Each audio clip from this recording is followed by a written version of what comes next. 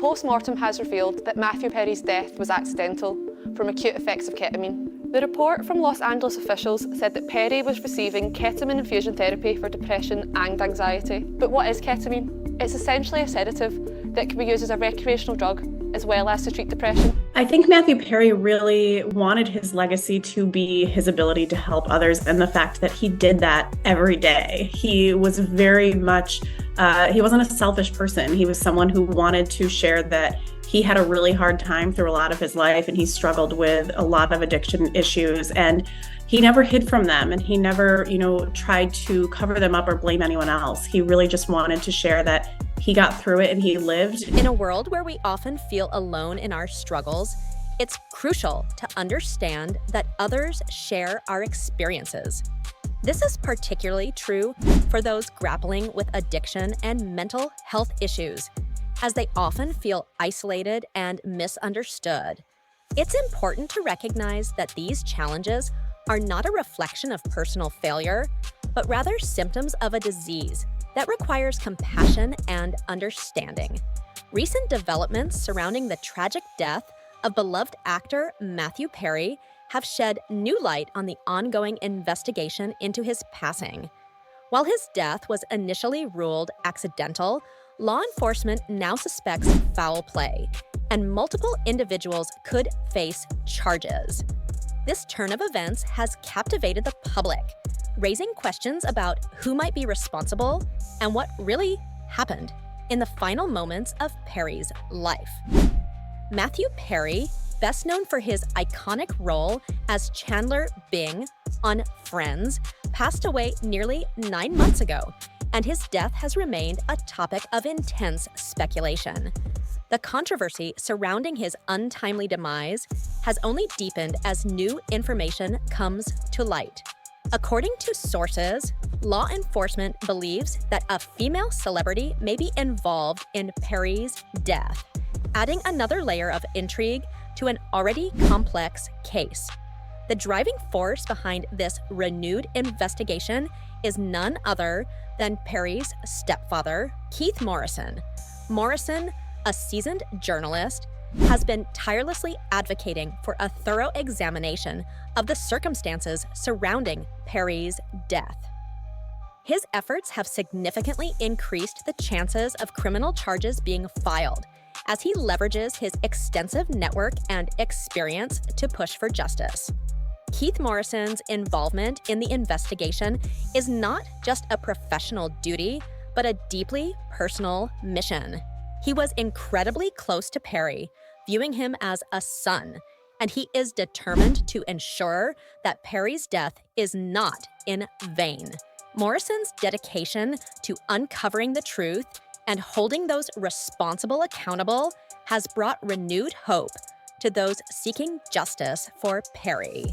The investigation has revealed that Perry's death was due to the acute effects of a ketamine overdose, a substance he was using to manage his depression. However, the amount of ketamine found in his system suggests misuse, raising questions about how he obtained the drug. Morrison has been pressuring both the Los Angeles Police Department and the Drug Enforcement Administration to identify and hold accountable those who supplied Perry with the ketamine. Despite Morrison's journalistic background, his commitment to this case goes beyond professional obligation. His love for Perry and desire to honor his memory drive him to pursue the truth relentlessly. This mission is about more than just finding those responsible. It's about raising awareness of the dangers of drug misuse and the impact of addiction on individuals and their families.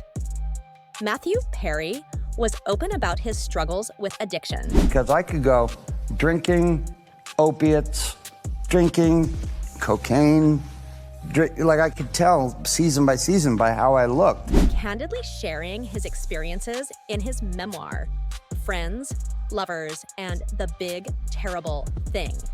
He hoped to help others by speaking openly about his battles with substance abuse, emphasizing that his life's mission was to support those struggling with similar issues.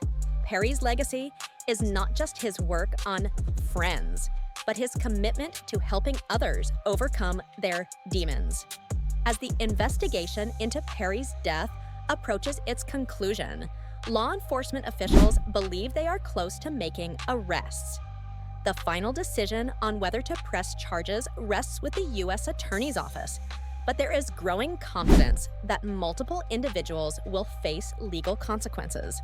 The case has highlighted the complex interplay of factors that led to Perry's death, including ketamine misuse, potential drowning, coronary artery disease, and the effects of buprenorphine, a medication used to treat opioid use disorder. Perry's use of ketamine infusion therapy for depression is a reminder of the fine line between treatment and misuse. While ketamine has therapeutic benefits, its misuse can have fatal consequences, as tragically demonstrated in Perry's case. Perry's decision to write about his addiction in his memoir underscores his commitment to helping others, even as he battled his own demons.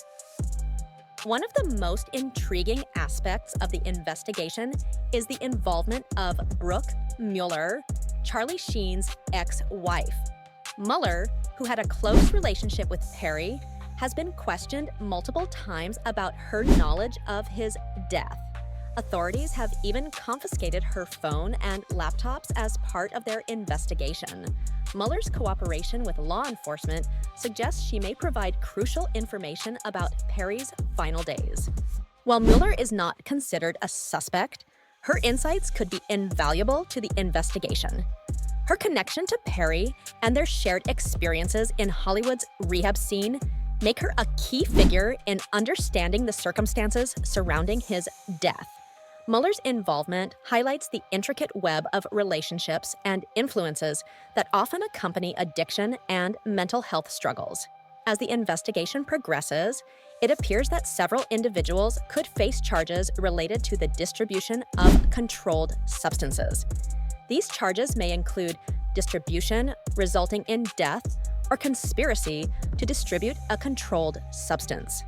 Former prosecutor Nima Rahmani explains that such charges are typically used against drug dealers, but can also apply to doctors who overprescribe medications. The potential sentences for those found guilty of these charges vary, depending on the specifics of the case. If it is proven that drugs were distributed and led to someone's death, mandatory minimum sentences and even life sentences could be on the table. The investigation may also uncover instances of doctor shopping, where individuals visit multiple doctors to obtain prescriptions, which is a federal offense if drugs are transported across state lines. The involvement of federal agencies means the investigation could take years to complete. Federal agencies have extensive processes, including convening grand juries and presenting evidence before making any arrests. The U.S. Postal Service's role in the investigation suggests that mail containing illegal substances may have been discovered, further complicating the case. Caleb Mason, a federal prosecutor, notes that the U.S. Attorney's Office has a dedicated force for investigating such incidents, indicating that any mail fraud or illegal transportation of drugs will be thoroughly examined. The high-profile nature of Perry's case may expedite the investigation, but it still requires meticulous work to ensure justice is served. The tragic death of Matthew Perry has not only prompted a criminal investigation, but also highlighted the broader issue of drug misuse and its devastating impact. Perry's openness about his struggles and his commitment to helping others serve as a powerful reminder of the importance of addressing addiction and supporting those affected by it. Were you shocked by the revelations in the investigation? Let us know in the comments below, and don't forget to check out our other video for more on this developing story.